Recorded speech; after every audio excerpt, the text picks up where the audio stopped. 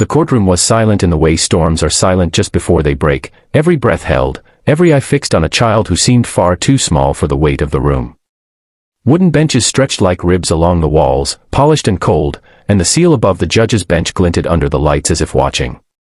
At the center of it all stood a little girl with soft brown hair and a pale dress, her hands pressed to her chest as if holding something precious inside. Beside her sat a large dog with alert ears and calm eyes, still as stone, trained to wait. No one noticed the smallest movement at first, not the way her fingers curled or how her shoulders rose with a quiet resolve. But in that moment, something invisible passed between the child and the animal, and the truth began to stir. If you believe in kindness, second chances, and the quiet power of courage, take a moment to like this video, share it with someone who needs hope, comment your thoughts, and subscribe to the channel.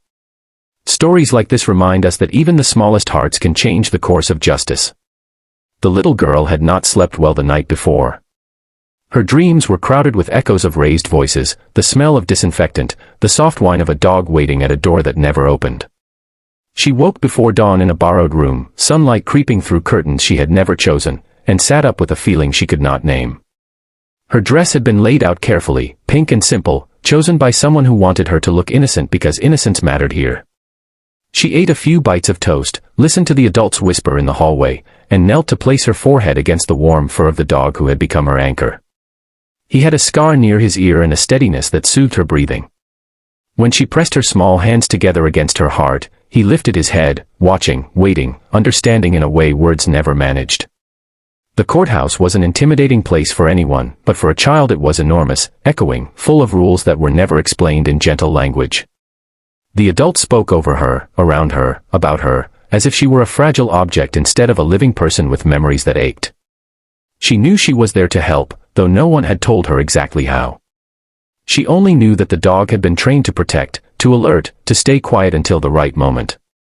He had learned commands through months of patient work, through repetition and reward, through trust.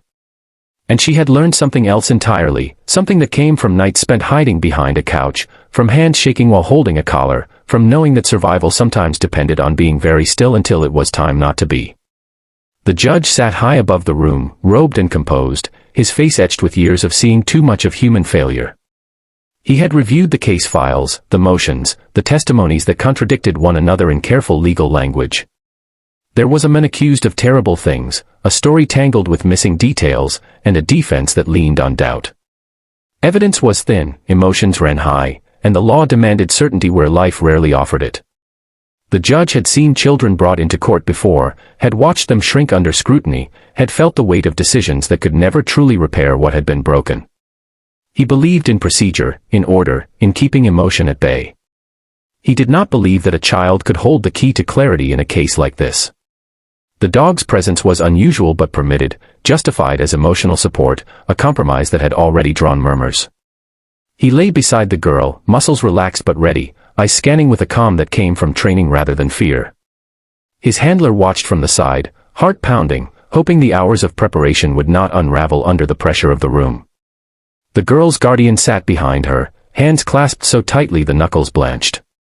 Everyone waited for something to happen, for a question to be asked, for the proceedings to move forward. Time stretched thin, fragile as glass. The girl felt the room pressing in, felt the old fear trying to rise, the kind that made her throat close and her thoughts scatter. She had been told to sit still, to answer only when asked, to let the adults do the talking. But there was a moment when she looked up and saw the man across the room, saw the familiar set of his shoulders, the way his foot tapped with impatience, and something inside her steadied instead of shattering. She remembered the nights when the dog had learned to recognize her signals, the way a small motion could mean everything. She remembered how silence could be a language.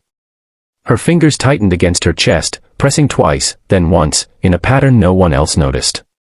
It was not dramatic. It was barely visible. But it was deliberate. The dog's ears shifted first, then his posture changed, subtle but unmistakable to those trained to see it. His gaze fixed on a single point, his body leaning forward just enough to signal alertness without breaking his stay. The handler's breath caught. The judge frowned, sensing a ripple he could not name. The attorneys paused, confused by the sudden tension that seemed to hum in the air. The girl did not move again. She did not look at the dog. She stared straight ahead, face pale but composed, as if she had handed off a burden she could no longer carry alone. The truth, when it began to surface, did not arrive as a shout. It arrived as a series of realizations that stacked one upon another, heavy and undeniable. The dog's alert was not random. It corresponded to a specific presence, a scent remembered from places of fear and pain. The handler requested permission to proceed with a controlled demonstration, explaining the training, the conditions, the safeguards. The judge hesitated, weighing the integrity of the court against the possibility of insight. He nodded once, slowly, the room holding its breath again. As the process unfolded, the dog's behavior remained consistent, calm, precise. He alerted only when the men moved closer, only when certain details aligned. The pattern could not be dismissed as coincidence. The judge's face changed, the lines deepening as understanding dawned. He had seen rehearsed performances before, had smelled desperation disguised as evidence. This was different. This was quiet, reluctant, heartbreakingly careful. The girl's small signal had unlocked something that words and paperwork had failed to reveal. The courtroom, once rigid with procedure, now felt suspended in a moment that demanded humility. The judge raised a hand, stopping the proceedings. His voice, when he spoke, was steady but altered, as if he were walking across ice that could crack beneath him. He requested a recess, ordered further examination, called for experts who could speak to the science behind what they were witnessing. The man's confidence faltered, his composure slipping as the walls closed in. The girl remained still, her hands now resting in her lap, her shoulders trembling with the effort of staying present. The dog lay beside her again, the work done for now, his head near her knee like a promise kept. Outside the courtroom, the air felt lighter, though nothing was resolved yet. The guardian wrapped the girl in a careful embrace, mindful of the eyes watching, of the rules that still applied. The handler knelt to praise the dog softly, pride and relief mixing with sorrow for the reason they were there at all. The judge retreated to chambers, the image of a child pressing her hands to her heart replaying in his mind. He thought of all the times the system had asked children to be braver than adults, to carry truths too heavy for their years. He thought of how easily such truths were overlooked when they did not arrive wrapped in acceptable forms. When the court reconvened, the tone had shifted. The judge addressed the room with a gravity that acknowledged the stakes. He spoke of responsibility, of listening beyond the obvious, of the law's duty to protect the vulnerable. He authorized additional measures, expanded the scope of inquiry, and ensured that the child would not be subjected to unnecessary exposure. The defense's strategy unraveled as evidence once dismissed gained context and weight. The prosecution, careful not to exploit the moment, allowed the facts to speak with new clarity.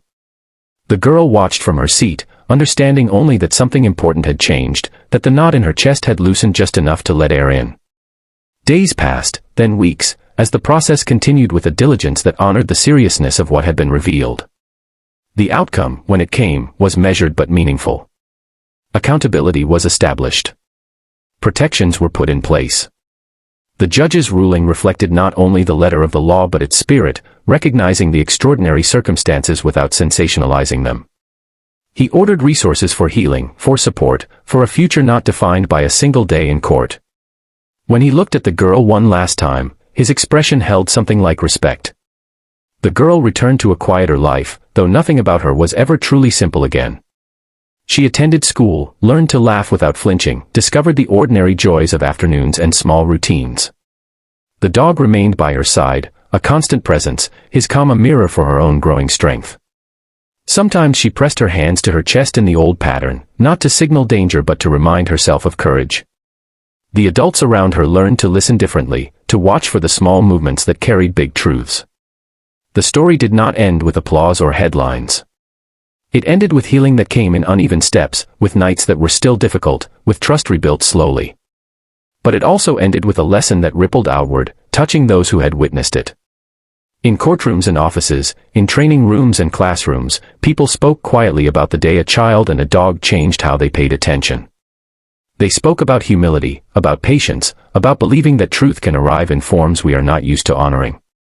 If this story touched your heart, please take a moment to engage with the video by liking, sharing, and subscribing. Your support helps bring more stories of courage and compassion to light, and it tells the world that these moments matter. Before we reach the ending, leave a comment below sharing what part of this story stayed with you the most, because your words may help someone else feel less alone.